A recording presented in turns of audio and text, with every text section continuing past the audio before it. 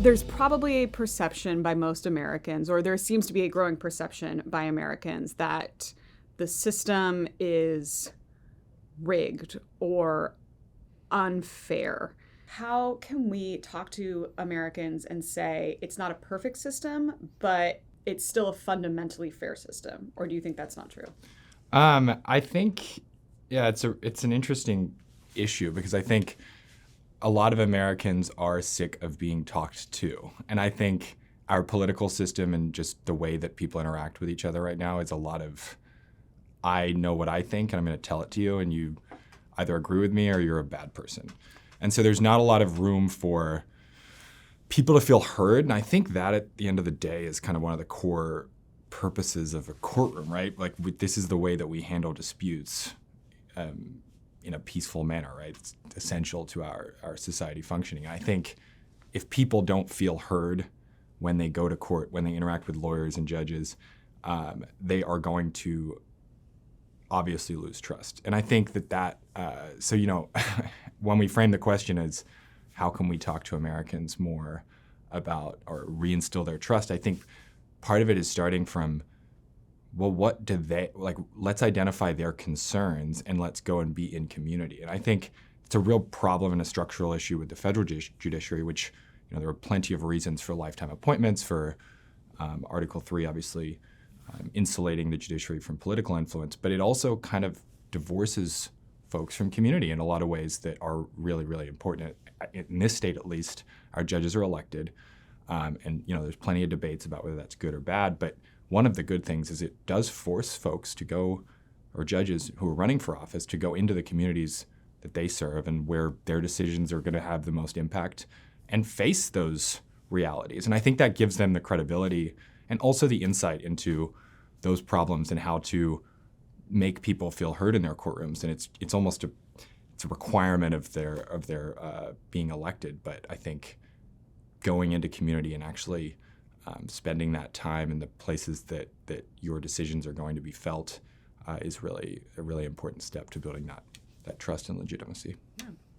You're obviously earlier in your career than some other people we've had an opportunity to speak with. What motivates you and what concerns you as you look forward to what your career might look like in this profession? Yeah, I mean, I think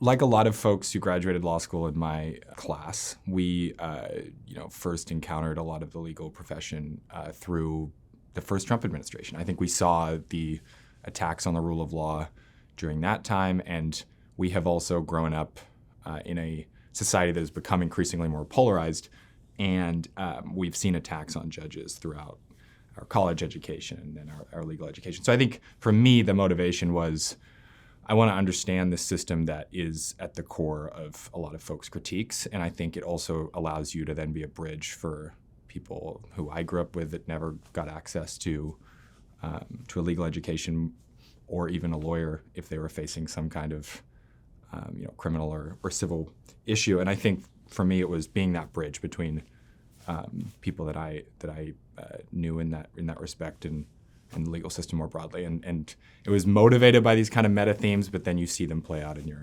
your personal life. And then I think what concerns me beyond the obvious kind of crux of this whole symposium, which is the attack on the institution more broadly, I think there are other ways that the legal profession is going to change in my career, and technology is a big part of that. And I think the rise of artificial intelligence and the way that it's being used by litigants, I think offers so much promise for people to access legal services more cheaply, to make our legal system more equitable, and hopefully use it as a part of our decision-making process as judges and as lawyers.